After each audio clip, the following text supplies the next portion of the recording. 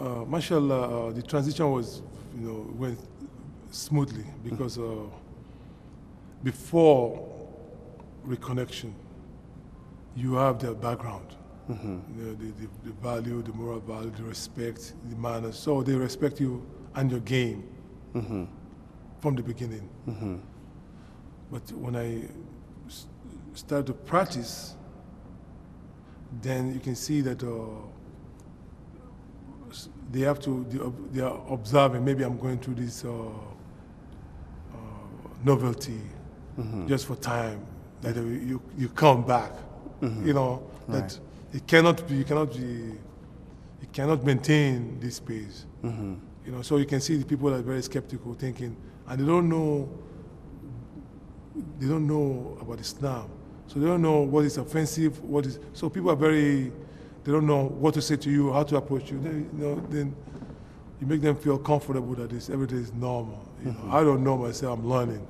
So that's also a way of dawah, right? Where you make people feel like, I'm trying to grow, to do the right thing. Right. The lifestyle, which in the environment I'm in, is necessary. Because can you imagine a young player, famous, and have a lot of money, and without guidance?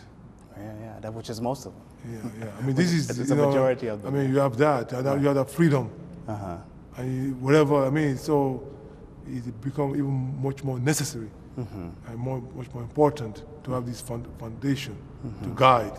Right. So trying to do the right thing is like you're going away from fun as they see it. But this is where you get your joy and your satisfaction. They say you still have the freedom, but you do the things the right way.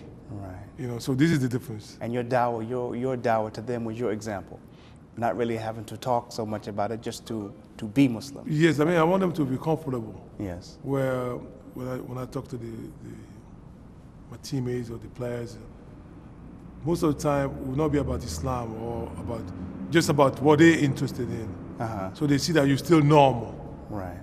But they observe and they give you that respect that through their own observation. Right.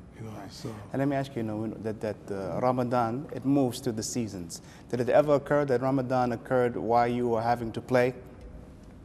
Yes, I mean, in fact, that's what most of the people remember about my career. Unbelievable, because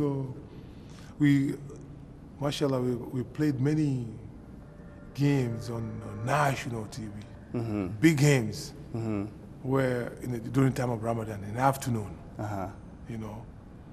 and people cannot imagine that how can you be fasting and you have to play, because and also I see that in the Arab world that they have this misconception also that when you're fasting you're supposed to be weak, which totally is the opposite in the true sense. Because well, how did it feel to play at the NBA level while you were fasting?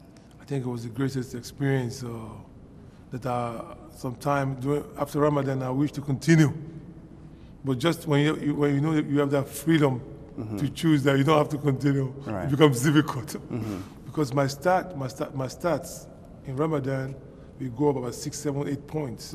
From averaging 21 points to about 28. You play much better, you're faster, you're focused. But how did the people react around you? Because everyone is taking water and this and that, and just to see you just do it, But this is in fact, one of the biggest games, the game we played against Chicago, Michael Jordan, was a big game on national here. It was in Ramadan, and this game, it was one of my best games, where the movement, when you're fasting, I mean, there's something that's the spiritual connection.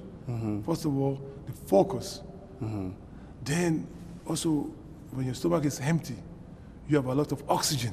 You can breathe. I mean, you move the power and the explosiveness that I was playing. I mean, I see the difference where, I know, the commentator, halftime, they show people drinking water, and they show, I mean, it was just it was a great dawah. I mean, I got up to today, that's what people really proud of most, really, Right, being a right. Muslim. MashaAllah. Mashallah. And I'm here with Amir Abu Halima, and he's the managing director of the Islamic Dawah Center here in Houston, Texas. Assalamu alaikum. Wa alaikum salam. MashaAllah, akhi, when anybody comes into this building, immediately they're struck by the beauty of this building. So talk to us a bit about how this building was established here and what it was before it became the Islamic Dawah Center of Houston. Sure. Well, this used to be the Houston National Bank that was built in 1928. And it's a very good example of the neoclassical design. It was built by Ross Sterling, that was the governor of Texas between 1930 and 1932. And he also later became the chairman of Houston National Bank. He built it in 1928, and then later they merged with another bank, and later in the years also it was deserted before we acquired it in 1994 and turned it into an Islamic center. This used to be one of the first 4 banks that ever built in downtown Houston. So it has a very significant architectural design and very significant value to the city of Houston. So now when you moved here, did you have to do any of this work, or was this work already here when you came? Most of what you see, it's basically the original building. All of this marble that you see, it's the original marble that was imported from Europe. The ceiling also is the original craft and the original ceiling that had there before. And if you focus in the middle, you see that's the start of Texas. What we had done, just basically cleaned it up and renovated it and turned it into an Islamic center. We tried to keep the interior as much intact as possible. Right. Keep in mind that this one-of-a-kind building, it's a historical landmark. And it's the first Islamic historical landmark building in a major city in the United States. We did very minor alteration. For example, these columns that you see had sculptures behind it, and because of the historical value of it, we had to either cover it or just leave it at that. So we covered with marble sheets carved with verses of the Quran that came from Egypt. And as you're familiar that we cannot have pictures or sculptures in a place of worship. And like I said, this is one of 4 bank buildings that was ever built here on the corners of Main and Franklin Street. 3 of those buildings exist today. We're very unique in our location, strategically located in one of the major cities in the United States. Our main focus is basically to